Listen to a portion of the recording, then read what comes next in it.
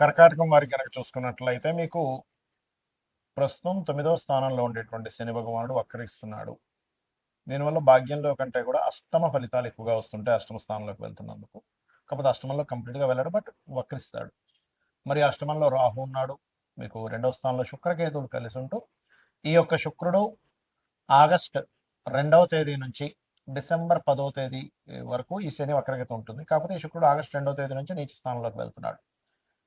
మరి మీ ఈ యొక్క వక్రగతి వల్ల మీకు కలిగే ఫలితాలు ఏమిటి, ఏ దేవతారాధన చేసుకోవాలి, ఎటువంటి విషయాల పట్ల మీరు జాగ్రత్తగా ఉండాలి, అదేవిధంగా మీ జన్మజాతకంలో పర్సనల్ చార్ట్లో కనుక ఏదైనా ఒక గ్రహం వక్రించున్నప్పుడు మీకు అసలు మీ జన్మ ఎందుకు, అంటే వక్రించున్నప్పుడు మీ జన్మ ఎందుకు జరిగింది, దానివల్ల పూర్వజన్మ కర్మ ఏది క్లియర్ చేసుకోవడానికి జన్మ ఎత్తారు అనేటువంటి అంశాలు చెప్తుంది నేనైనప్పటికీ చెప్పిస్తుంది సాక్షాత్ లలితా అమ్మవారిగా భావిస్తూ ఆ లలితాంబిక అమ్మవారి యొక్క అనుగ్రహం మీకు పరిపూర్ణంగా కలగాలని మనస్ఫూర్తిగా కోరుకుంటూ, ఇక్కడ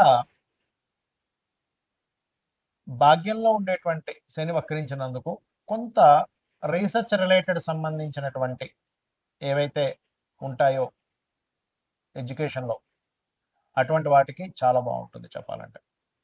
కాకపోతే ఇది అష్టమంలోకి వెళ్తున్న శని కాబట్టి వాహనం మీద వెళ్ళేటప్పుడు అతివేగం పనికిరాదు.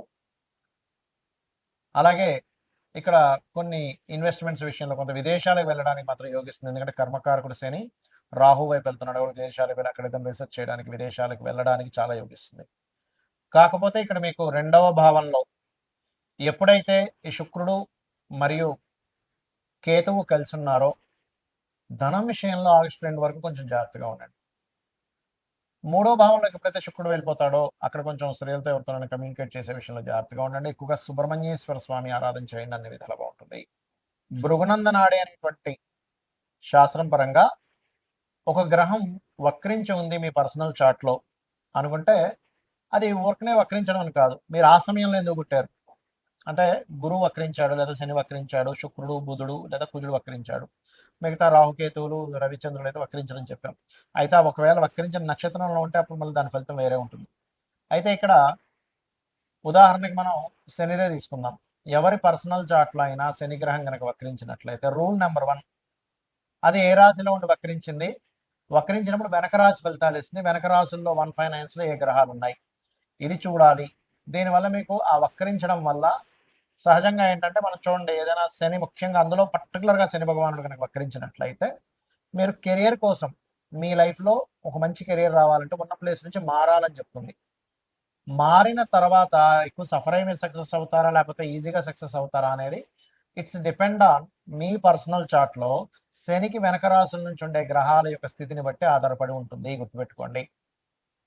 వక్రించి ఉచ్చ స్థానంలోకి వెళ్తున్నాడు, వక్రించి నీచంలోకి వెళ్తున్నాడు. ఇప్పుడు ఉదాహరణకి శని వృషభంలో ఉండి వక్రించి నీచంలోకి వెళ్తున్నాడు, ఇట్స్ నాట్ గుడ్.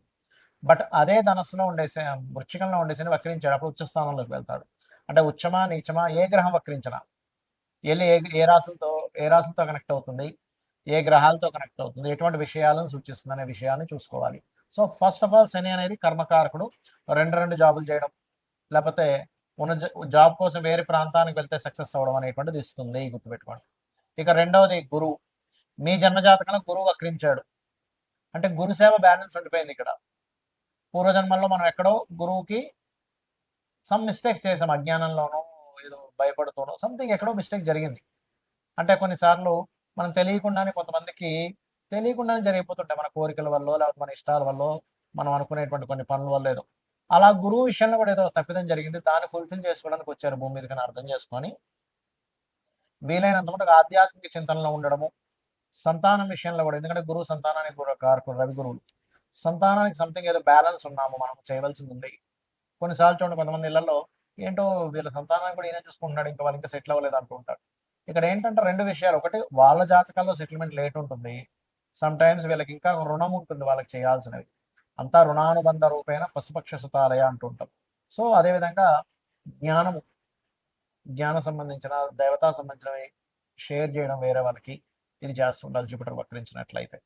అదేవిధంగా జీవుడు అని కూడా చెప్తారు నాడీ ఆస్ట్రాలజీలో, అది వక్రించినప్పుడు ప్రదేశం మారితే కూడా మంచిదా కాదా అనేది డిపెండ్ ఆన్ గురువు వెనక రాశుల్లో ఉండే గ్రహస్థితి పరిశీలన చేయాలి.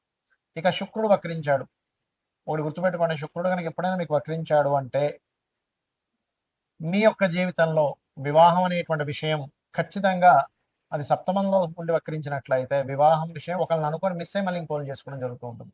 అరే అనుకున్నామండి దగ్గర దాకా అనుకున్నాం మిస్ అయిపోయింది. లేకపోతే ఒక్కోసారి వివాహం అయి కూడా మళ్ళీ వాళ్ళు వద్దనుకోవడం వదిలేయడం లాంటివి జరుగుతుంటాయి ఎక్కువగా. రెండవది శుక్రుడు వక్రించినప్పుడు ఆ యొక్క శుక్రగ్రహం వెనక రాశుల్లో ఉండే గ్రహాలను బట్టి మనం అబ్జర్వ్ చేయాలి. అంటే అలాగా శుక్రుడు వక్రించాడు, ఆ శుక్రుడు ఏ గ్రహాలతో కనెక్ట్ అవుతున్నాడో చూడాలి. మంచి గ్రహాలతో కనెక్ట్ అవుతున్నాడు వక్రించి, మీకు లగ్జరీకి లోటు ఉండదు, బ్రహ్మాండంగా లగ్జరీ లైఫ్ ఉంటుంది, ఫైనాన్షియల్గా మంచి గ్రోత్ ఉంటుంది, రెండు రకాలుగా ధనయోగాలు ఉంటాయి. ఎందుకంటే ఫైనాన్స్ కారకుడు కూడా శుక్రుడు కాబట్టి అలా. అదేవిధంగా బుధుడు వక్రించాడు అనుకోండి, ఎవరికైనా ఎవరి జన్మ జాత చక్రంలో అయినా వాళ్ళ పర్సనల్ చార్ట్ లో బుధ గ్రహం వక్రించింది, అప్పుడు మీరు చేయవలసింది ఏమిటి అంటే ఎప్పుడు కూడా మీకున్న నాలెడ్జ్ని షేర్ చేయాలి. అంటే పూర్వజన్మల్లో నాలెడ్జ్ షేర్ చేయకుండా దాచేసుకున్నారు, ఏదో మీరు మీ ధర్మం నాలెడ్జ్ షేర్ చేయాల్సింది ఏదో వర్క్ ఉంది దాచేసుకున్నారు. ఎప్పుడు మీరు నాలెడ్జ్ షేర్ చేస్తేనే ఆ కర్మ అనేటువంటి తొలగుతుంది, గుర్తుపెట్టుకోండి. అదర్వైజ్ ఆ కర్మ తొలగదు. సో మీ నాలెడ్జ్ మీరు ఏదైనా ఆఫీస్లో చేస్తున్నారు, కొంతమంది ఉంటుంటారు చూడండి, ఇది ఎలాగో చెప్పండి అందరూ నేర్చుకో, నేను ఎందుకు చెప్పాలి నీకు అంటూ ఉంటారు. బుధుడు వక్రిస్తే మీరు అవతల వాళ్ళకి నాలెడ్జ్ షేర్ చేయడం వల్లే మీ యొక్క కర్మ కంప్లీట్గా క్లియర్ అవుతుంది, గుర్తుపెట్టుకోండి. అదేవిధంగా మార్స్ కుజుడు వక్రించాడు, కుజుడు ఈజ్ గొడవలు, లీడర్షిప్స్, అన్నదమ్ములు, వీటిని కూడా చెప్తూ ఉంటారు. బుధుడిని కుజుడిని కూడా అన్నదమ్ముల విషయంలో చెప్తూ ఉంటారు. అయితే ఇక్కడ ఏంటంటే సమ్ పూర్వజన్మల్లో ఉండేటువంటి కొంత వైరాలిటీ, గొడవలు, ఇలాంటివి ఏవో క్లియర్ చేసుకోవడానికి పుట్టాడు ఈ జన్మలో. అందుకే చాలా మందికి గొడవ అవుతూ ఉంటాయి, ఏంటో అర్థం కాదు. ఏంటంటే నేనేమి ఇదవను అయినా గొడవ వస్తూ ఉంటుంది అంటుంటారు. నేను ఏమీ చేయకుండా సైలెంట్ ఇంట్లో ఉన్న మా ఇంటికి వచ్చి మరి గొడవ పెట్టుకుంటున్నారని అంటారు. ఎప్పుడు జరుగుతుంది ఎక్కువగా అది? ఆ వక్రించిన కుజుడికి శని సంబంధాలు ఉన్నప్పుడు ఎక్కువ గొడవలు అవుతుంటాయి, లేదా బుధ సంబంధాలు ఉన్నప్పుడు బాగా గొడవలు అయిపోతుంటాయి, వాదనలు అవుతుంటాయి. సో అక్కడ ఒక్కోసారి వక్రించి ఏమవుతుందంటే అదొక మంచి గ్రహంతో కలిసినప్పుడు కొంచెం గొడవలు క్లియర్ అయిపోతాయి, లేదా పూర్వజన్మల్లో అవి జరిగినటువంటి కొన్ని గొడవలు అవి క్లియర్ చేసుకోవడానికి పుడతారన్నమాట ఈ జన్మల్లో. సో వక్రగతి మీనింగ్ ఏంటంటే మీరు మరలా ఆ యొక్క కర్మని క్లియర్ చేసుకోవడానికి పుట్టారు, అది ఏ రకంగా క్లియర్ చేసుకోవాలి అనేటువంటి చెప్తుంది మన ఆస్ట్రాలజీ, జ్యోతిష్ శాస్త్రం. అలాగే ఇక్కడ మనం ఇందాక చెప్పుకున్నాం, రాహుకేతువులు అయితే ఎప్పుడు వక్రించే ఉంటాయి, ఎందుకంటే వక్రగతిలో తిరుగుతుంటారు. గ్రహాలని మేషం, వృషభం, మిథునం, కర్కాటకం ఇలా క్లాక్ వైజ్ లో తిరుగుతూ ఉంటాయి, రాహుకేతులు మాత్రం యాంటీ క్లాక్ వైజ్ లో తిరుగుతుంటాయి. అంటే ఏంటి, మేషం నుంచి మీనం, కుంభం, మకరం, ధనస్సు, వృశ్చికం, తుల, కన్య, సింహం, కర్కాటకం, మిథునం, వృషభం ఇలా యాంటీ క్లాక్ వైజ్ లో తిరుగుతూ ఉంటాయి. అయితే వీటికి సహజంగానే వక్ర స్థానంలో ఉన్నారు కాబట్టి ఏదైనా వక్రగ్రహం నక్షత్రాల్లో ఉంటే అప్పుడు మళ్ళీ ఇది కొంచెం డిఫరెంట్గా యాక్ట్ చేస్తూ ఉంటుంది. రవిచంద్రుడు కూడా వక్రించిన నక్షత్రాల్లో ఉన్నప్పుడు మాత్రం తల్లికి, అంటే చంద్రుడు వక్రించిన నక్షత్రంలో ఉంటే తల్లికి ఏదో ఈ జాతకుడు రుణపడి ఉన్నాడు, లేదా రవి వక్రించిన నక్షత్రంలో ఉంటే తండ్రికి రుణపడి ఉన్నాడు. తల్లిదండ్రులకు సహజంగానే రుణంలో ఉంటాం మనం, కానీ ఇంకాస్త ఎక్కువ రుణపడి ఉన్నాము, వాళ్ళకి ఎక్కువ సేవ చేయాలి, దానికోసమే జన్మెత్తావు అనే ఒక విషయాన్ని మనం అర్థం చేసుకోగలగాలి. అయితే జాతచక్రం మీకు తెలిసినా తెలియపని ఎలా ఉన్నా రోజు ఉదయం సాయంత్రం లలిత గనక చేసుకోగలిగితే, లలిత సహస్రనామాలు గనక చేసుకోగలిగితే మన పూర్వజన్మ కర్మ తొలగిపోతుంది. ఖచ్చితంగా మనం ఆనందంగా హ్యాపీగా ఉండేటువంటి లైఫ్ లీడ్ చేయగలుగుతాం. శ్రీమాత్రే నమః.